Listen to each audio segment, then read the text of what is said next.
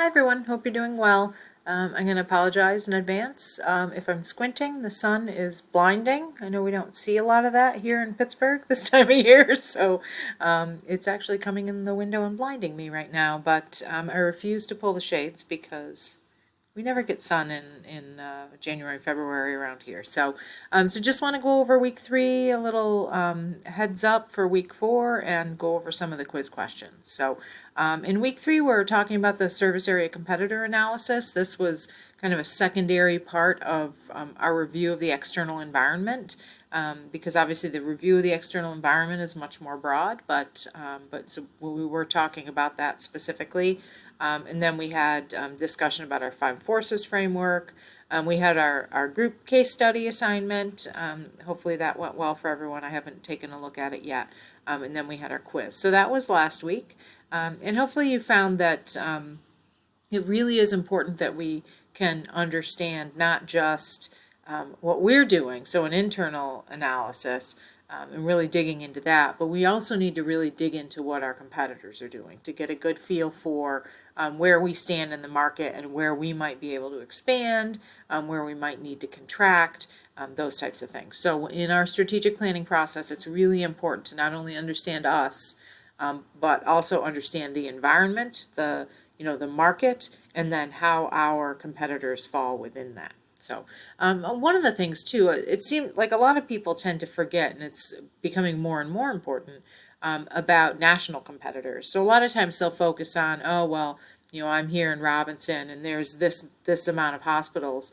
But it's really much more broad than that. I think I had talked last week about how that notion of service area can be very different. The service area for, say, UPMC Presbyterian, or that facility and the physicians that work there, that service area is much larger than, say, Ohio Valley Hospital, which is over the hill here in McKees Rocks, Robinson area. So it's really important that we understand how big is the service area.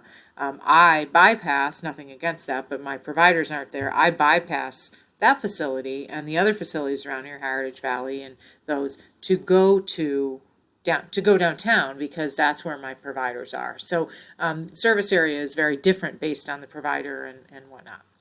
So let's take a look at the quiz questions. There were a few of them. I won't go over all of them. Again, it was kind of hit and miss on which ones people got wrong. But if I don't review something that you got wrong, please feel free, and you need more information, please just feel free to reach out. I'm happy to chat with you about it or whatever we need to do.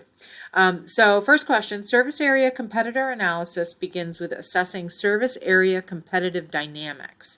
So I'm actually going to flip back over here. The answer to that is false. Our first task, and these are some of the slides there in the classroom, but based on the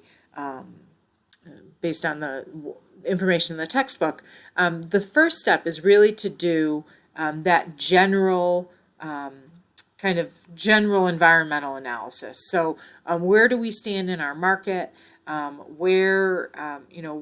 What is our service area? You need to look at yourself a little bit and where you fit into the external environment to be able to do that full service area competitor analysis. If you don't know what your service area is, if you don't know what the situation is in that service area, then you're not going to be able to proceed. So you're really kind of looking at the whole, well, as this says here, a situational analysis of the environment, the industry, the service area, before you can go on to that next step to really start to analyze that whole element. Oops, wrong one. Sorry.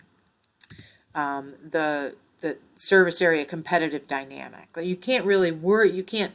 Not that you can't worry about it. You can't analyze that until you understand your service area. You need to know what it is, where it is, where are the providers in that, etc. So the first step is really to kind of do that general analysis, and then the second step would be to dig more into, and let me flip back to the slide here again, to dig more into the structure of your service area and what the dynamics are there. Actually, dynamics may come more into step 3, to when you're really digging into your the overall structure of the competition in the service area.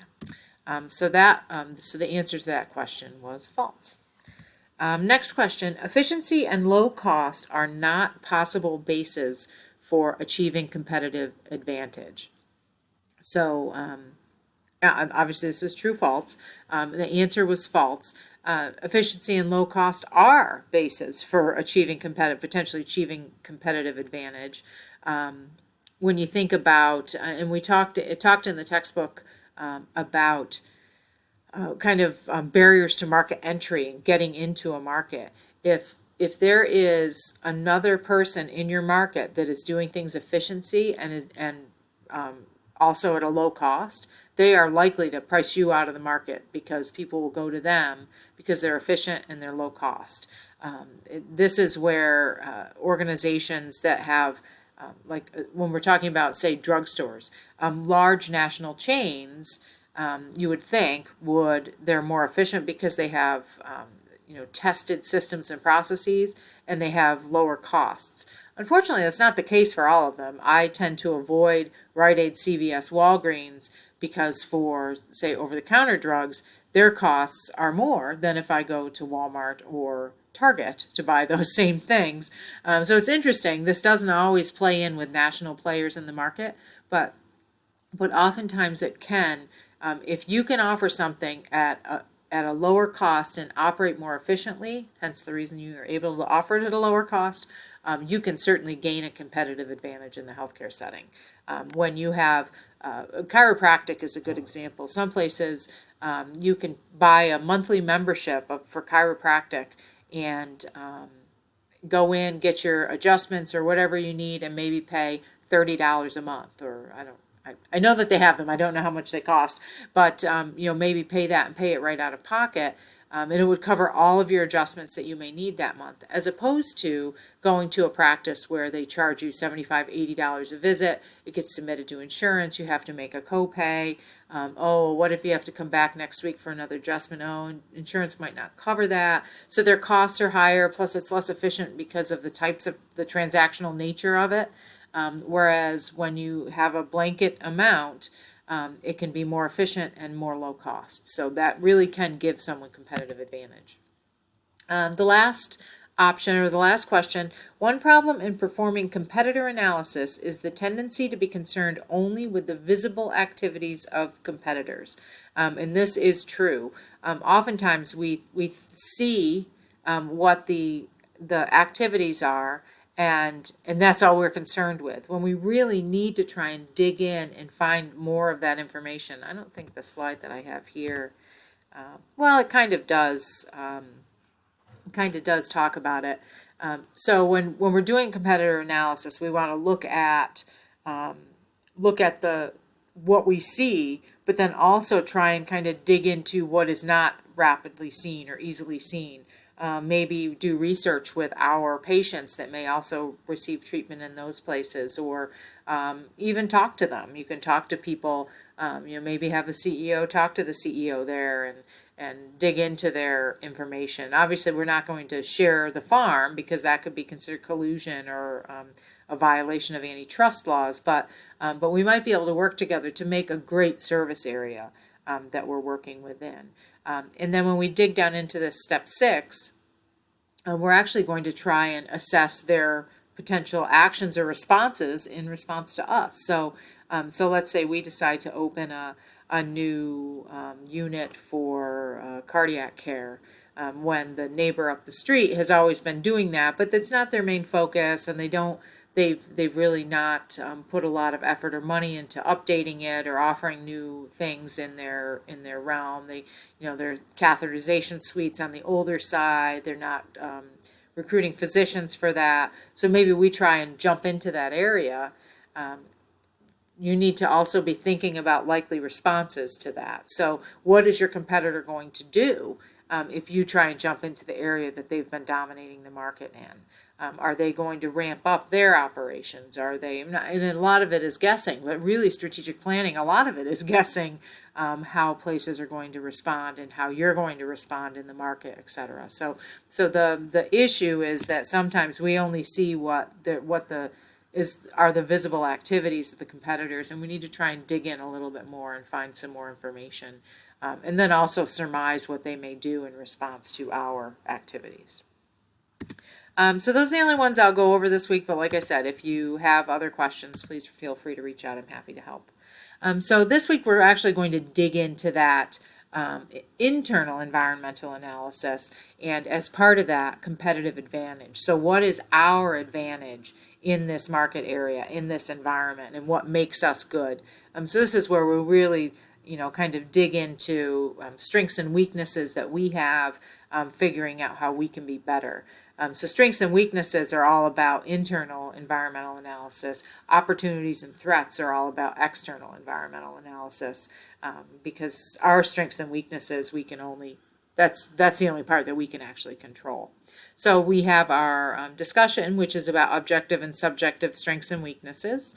And then we have a written assignment about strengths and weaknesses in organizations when searching for competitive advantage. So, what do you feel is the strength or weakness that is most important when we're trying to determine, or we're trying to create competitive advantage? I was going to have a general meetup session. I know some of my colleagues do them multiple times throughout the term. I've always been a person that I only did one throughout the term. I kind of buy into the notion of your online students. So I hate to set up dates when you have to show up, because that's most folks, that's not what they bought into. But I do see the benefit of the online sessions as well. So I do offer them. I used to offer them for credit, and there were lecture sessions or discussion sections. But I think this term, I was planning to just go to an open session where I can answer questions. I can help if you're working on your project. It's optional for folks to come to. It's really just kind of a midpoint check-in. I was going to offer that this week, hence the reason that this is in the classroom, this thing here. But you'll see that disappear. I'm going to move them to next week. I didn't get the dates out there.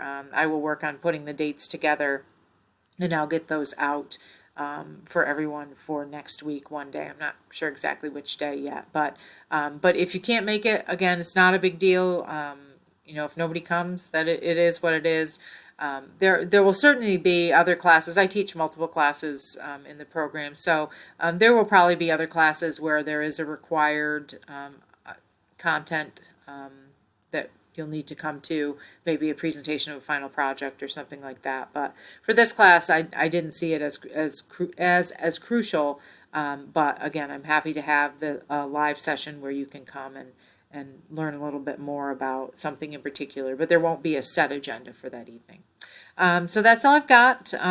But you'll see that move, and I'll get the dates out to everyone soon. I am traveling next week, but I will have to speak in St. Louis. But I'll fit in there a time for our class to have that session if you're interested in it. So that's all I've got. If you have any questions on the other quiz questions or on the content for last week or this week, please feel free to reach out. But otherwise, I will look forward to seeing everyone in the discussions. Thanks.